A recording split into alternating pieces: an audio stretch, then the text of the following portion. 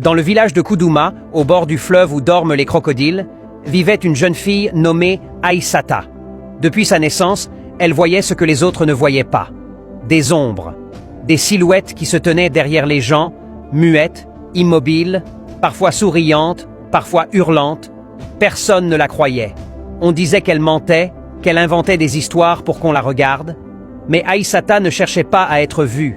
Elle voulait juste dormir sans sentir des yeux sur elle, sans entendre des voix chuchoter son nom dans la nuit. Un soir, alors qu'elle revenait du puits, elle vit une ombre sans corps, pas derrière quelqu'un. Seule, elle flottait au milieu du chemin, comme si elle l'attendait.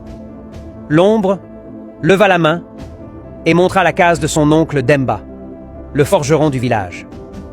Le lendemain, Demba fut retrouvé mort, le visage tourné vers le mur, les yeux ouverts, comme s'il avait vu quelque chose d'horrible. À partir de ce jour, chaque fois qu'Aïssata voyait une ombre sans corps, quelqu'un mourait dans la semaine. Elle devint la fille que tous craignaient. Les enfants fuyaient quand elle passait. Les femmes crachaient par terre après son départ. Mais une nuit, alors qu'elle dormait, une ombre entra dans sa case. C'était la sienne, son propre reflet.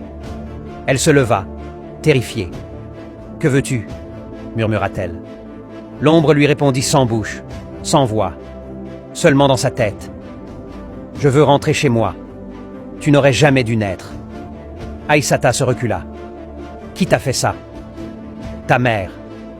Le jour de ta naissance, elle a échangé ton cri contre ma liberté. » Cette nuit-là, Aïssata comprit que la mort qu'elle voyait, ce n'était pas une malédiction.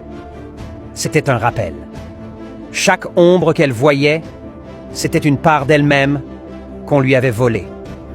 Si tu veux connaître la suite, commente partie 2.